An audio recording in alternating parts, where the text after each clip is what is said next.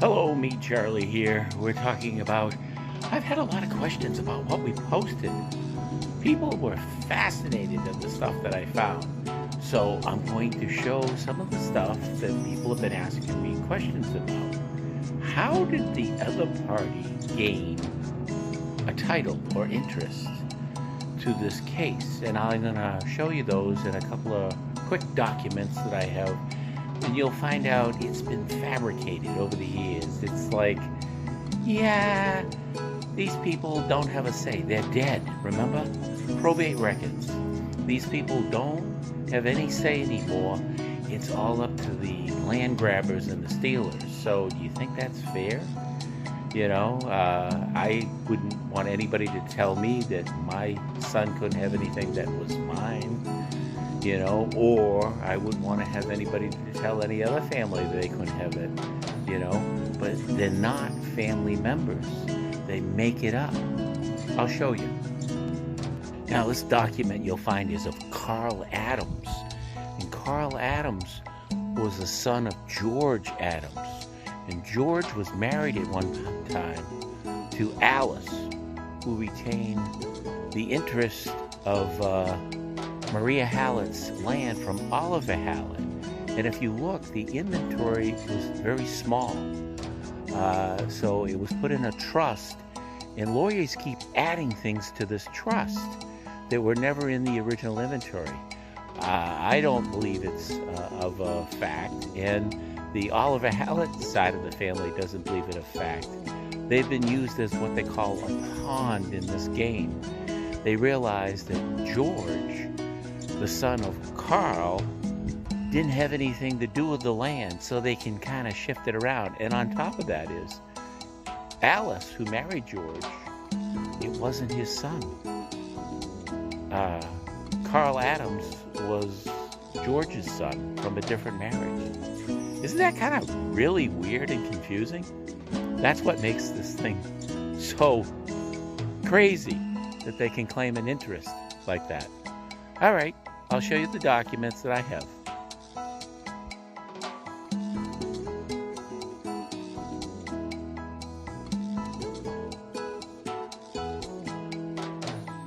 Now we got this other thing that I'm going to show you. It's of a plan I drew out with all the documents included. I'm going to have to upload it, so it'll be a screenshot. Then you can go in there, and I think you can scan it. If you got a video program, you can enlarge certain sections of it.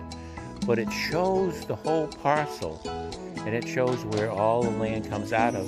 And two documents that come out of my family come directly from Ansel Hallett II, and Ansel Hallett I was the one who died in 1939, and the documents were granted from the family members.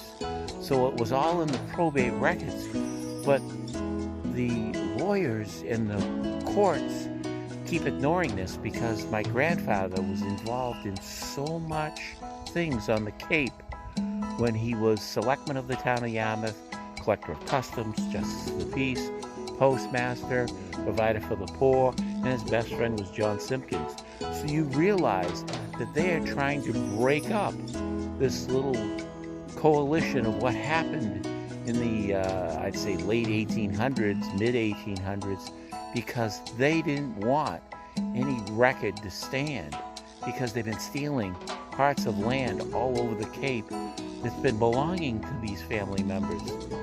I'll upload the document, you can take a look at it. Because people have been asking me questions, where did they get their so-called interest?